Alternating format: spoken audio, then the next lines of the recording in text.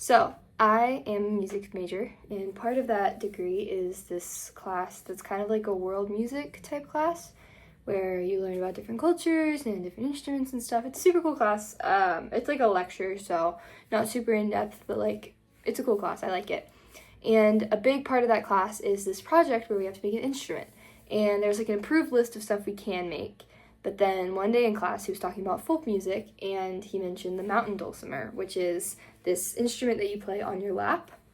And I thought it was super cool. A lot of early Joni Mitchell music is on the dulcimer, and I adore her. She's like one of my main inspirations. So I was like, I want to make one of those. So I emailed my professor and just asked him, and he had a couple follow-up questions just asking me like what my plan was. And I told him like, oh, I'm gonna go home in a couple weeks for spring break, like I can work on it there because my dad has power tools and stuff. And he was like, all right, as long as you think you can do it, like go ahead.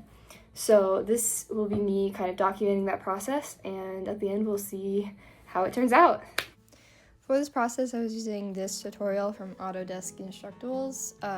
I'll link it in the description, although if you're gonna make this, I don't know that I'd like 100% recommend this. It was a good tutorial, but he was kind of like weird about certain details that he wouldn't share, so, you know, keep that in mind. We set to work measuring everything on this big piece of plywood, which would make up the body and a bunch of other little parts of the dulcimer. So here's me and my dad kind of measuring everything out. We had to be really exact about calculation, so we did it a bunch of times, and I'm really glad that he helped me with this because it was super nice.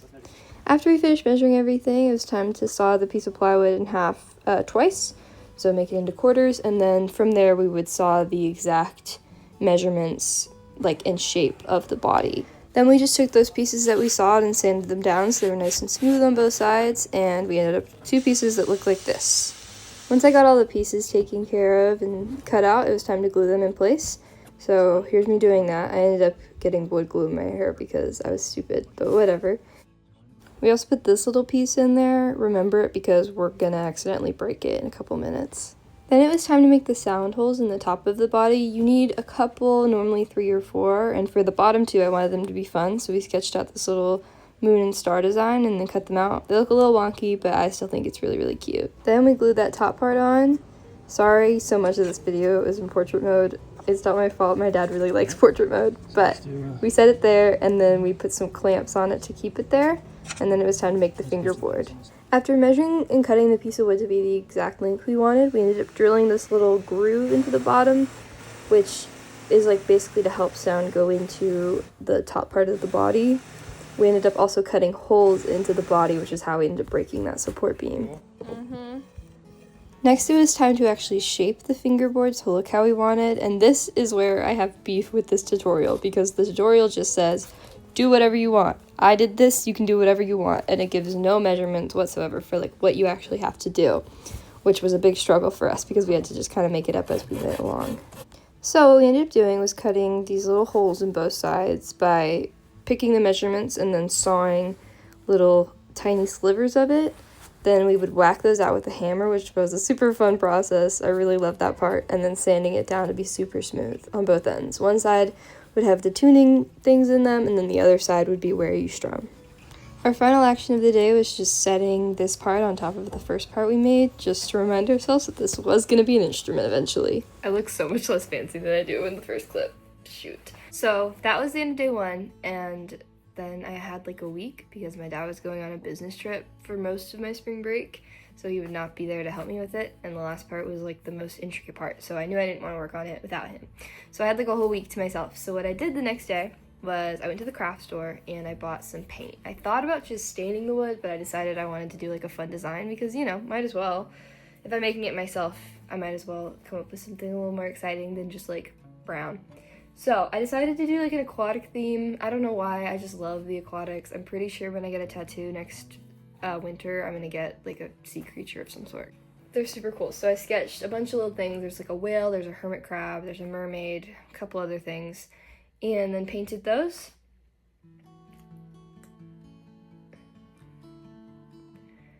Then the next day I decided to do the fingerboard. I wasn't sure exactly what to do with it at first, but then I thought, okay, let's kind of leave it how it is and it can be like a ship on top of this ocean. I took some inspiration from ancient Greek ships. A lot of them would have eyes on the front of them to kind of look like scary to enemies and stuff, and I've always found that like adorably quaint.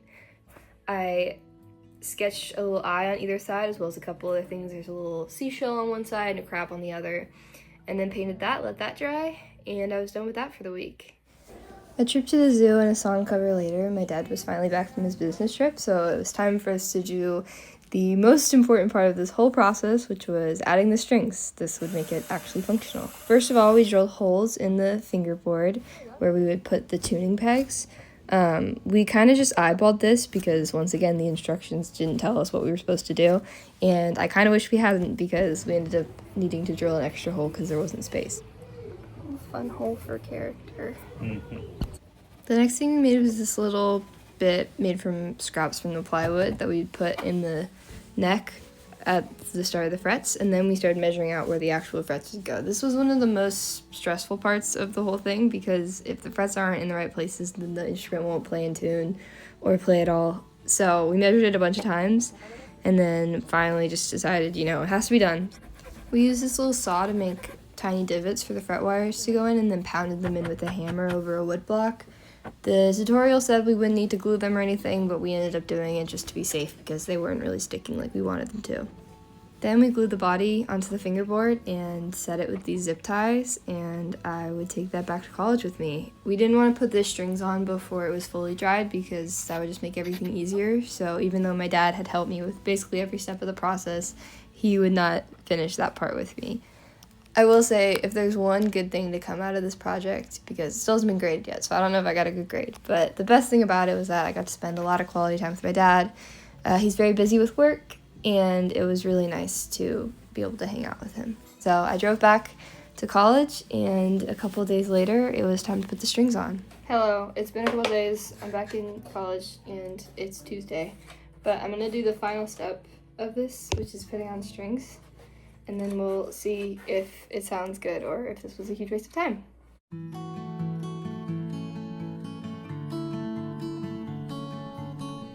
Okay, I finally finished putting on the strings. I only put on 3 because when I tried to do the first one, it sounded really bad. So I did 3 instead, which is still normal. A lot of dulcimers only have 3 strings. So it sounds okay. I think the resonance is pretty good, the sound is nice. The only issue is, I think, the fret spacing, because we didn't do it super duper precise. So you can hear, if I go here, it doesn't sound great, but you can still hear it if I go somewhere else.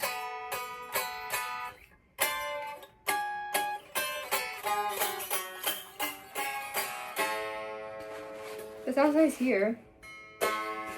So I could change the tuning of each string so that it is a chord there, because right now it's all just one note, it's all A.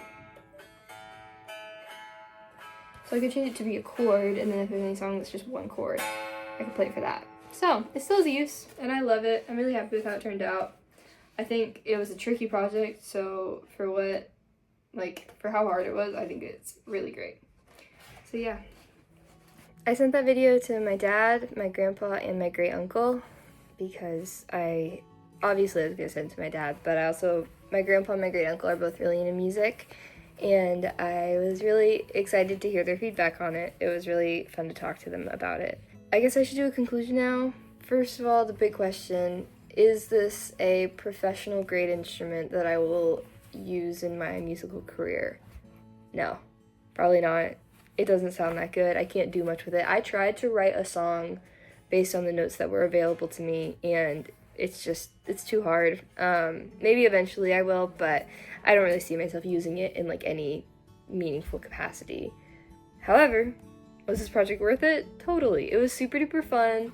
I loved it. I loved spending all that time with my dad. I loved spending all that time outside, using my hands, making something tangible. It was really, really awesome. So for that, it was totally worth it. So yeah, if you have the time and the space, I would totally say try to do something like this. I wouldn't say start with a string instrument. There were a lot of other instruments I could have chosen that were a lot simpler, so maybe look for one of those. But it was really, really fun. I definitely, over the summer, hope I can do some kind of woodworking project again. I think that'd be super duper cool. But yeah, that's all I got for you. I hope you enjoyed, and I will see you later. Bye.